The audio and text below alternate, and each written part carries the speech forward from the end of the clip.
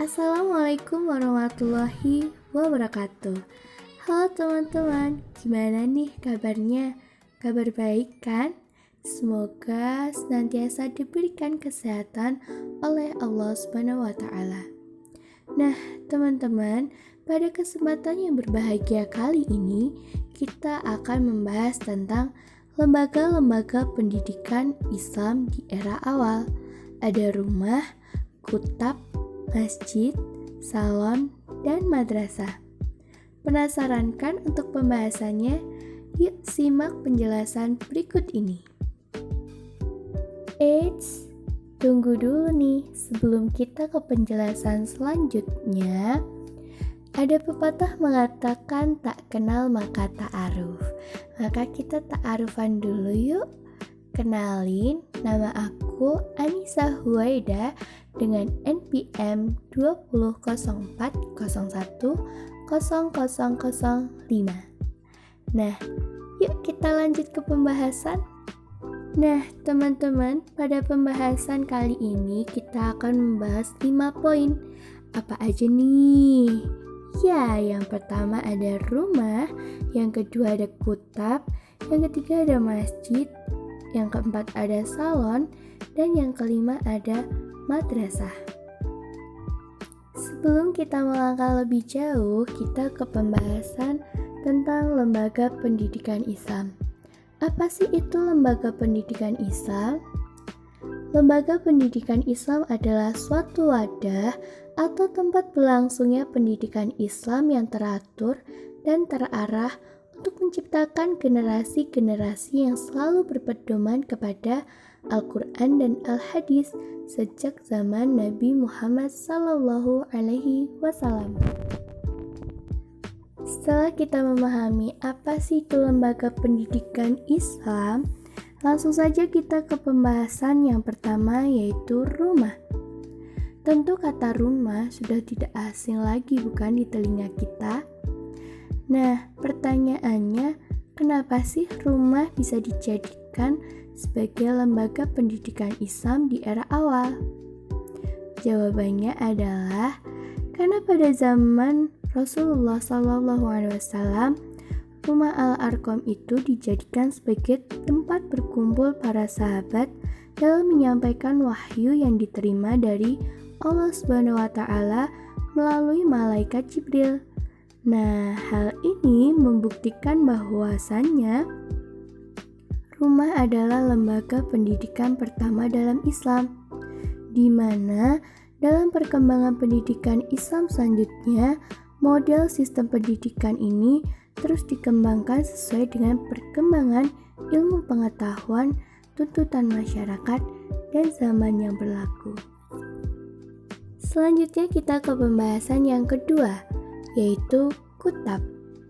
Lembaga pendidikan kutab ini sudah ada sejak awal abad ke-7, yaitu semenjak Syekh Burhanuddin Al-Ulakani mengembangkan Islam di Sumatera Barat. Al-Kutab didirikan oleh seseorang Arab untuk mengajarkan Al-Quran kepada anak-anak.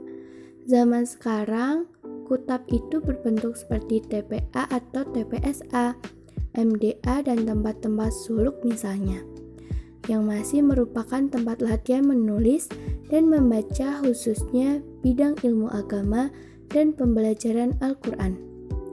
Nah, kutab atau yang biasa disebut maktab ini berasal dari kata dasar yang sama, yaitu kataba, yang artinya menulis, sedangkan kutab atau maktab ini berarti tempat menulis atau tempat di mana dilangsungkan kegiatan untuk tulis-menulis. Nah, kutab ini ada dua bentuk nih teman-teman semuanya. Yang pertama adalah kutab berfungsi sebagai tempat pendidikan yang memfokuskan pada baca tulis.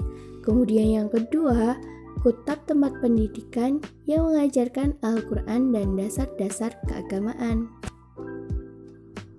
Next ke pembahasan yang ketiga, yaitu masjid. Proses yang mengantar masjid sebagai pusat dan pengetahuan adalah karena di masjid tempat awal pertama mempelajari ilmu agama yang baru lahir dan mengenalkan dasar-dasar, hukum-hukum, dan tujuan-tujuannya. Masjid pertama kali dibangun adalah Masjid Quba, yaitu setelah Nabi Shallallahu Alaihi Wasallam hijrah ke Madinah. Namun, menurut Al-Balazuri dan Ibnu Hashim, sebenarnya Masjid Quba didirikan oleh sahabat Nabi yang dahulunya hijrah ke Madinah.